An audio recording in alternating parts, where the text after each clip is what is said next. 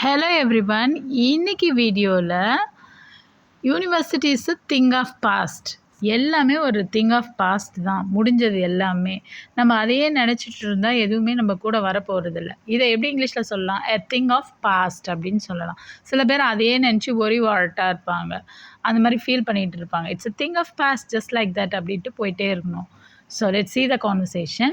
I'm sure my university days seem happier in retrospect than they really were. Doesn't it that sound weird? நான் கண்டிப்பாக சொல்லுவேன், என்னோடய university days ரொம்ப ஹாப்பியாக இருந்தது. இப்போ கம்பேர் பண்ணக்குள்ள இன் ரெட்ரோஸ்பெக்ட்னால் இப்போ கம்பேர் பண்ணுறதுக்கு அப்போ நான் ரொம்ப ஹாப்பியாக இருந்தேன். நான் லூசுத்தனமாக பேசுகிற மாதிரி இருக்குல்ல? Doesn't that sound weird? அதாவது ஒரு மாதிரி டிஃப்ரெண்ட்டாக பேசுறது. Well, go easy on yourself. அதாவது இதெல்லாம் டேக் இட் ஈஸியாக எடுத்துக்கோ, ரொம்ப ஈஸியாக எடுத்துக்கோ, ரொம்ப சுலபமாக எடுத்துக்கோ. இதெல்லாம் ஒரு பெரிய விஷயமா எடுத்துக்கக்கூடாது. University is a thing of past. நீ அந்த வயசில் படித்து தான் ஆகணும். So it's a past thing. It happened in the past itself and finished in the past itself. Go easy on the popcorn then. We are running short of it already. இதெல்லாம் இது சொல்லிக்கிட்டே நீ எல்லா பாப்கார்னையும் சாப்பிட்றாத, popcorn already ஆயிடுச்சு அப்படின்னு சொல்கிறாங்க.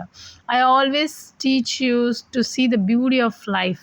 நான் எப்பயுமே சொல்லுவேன், வாழ்க்கையில் இருக்க நல்லதை மட்டும் பாரு.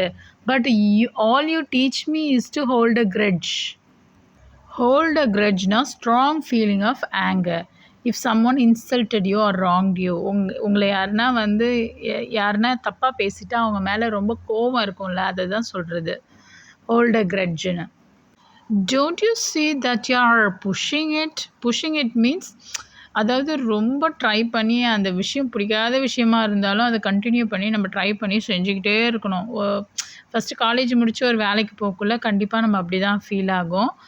ஒரு வேலையை கண்டினியூஸாக செஞ்சுக்கிட்டே இருக்கிற மாதிரி இருக்கும். நம்மளுக்கு இன்ட்ரெஸ்டே இல்லைனாலும் அந்த இடத்துல செஞ்சே ஆகணுன்ற சுச்சுவேஷன் வரும். அதான் don't you see that you are pushing it? I'll throw you out unless you watch your words. அப்படியே தூக்கி வெளியே போட்டுருவேன். நீ உன் வார்த்தையை பார்த்து பேசு.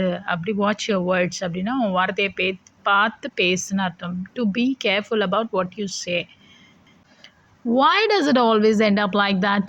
ஏன் நம்மளுக்குள்ளே இப்படியே முடியுது, எப்பயுமே சண்டையிலே முடியுது, அப்படி இதே சுச்சுவேஷன்லேயே முடியுது அப்படின்னு சொல்கிறது. why does it always end up like that?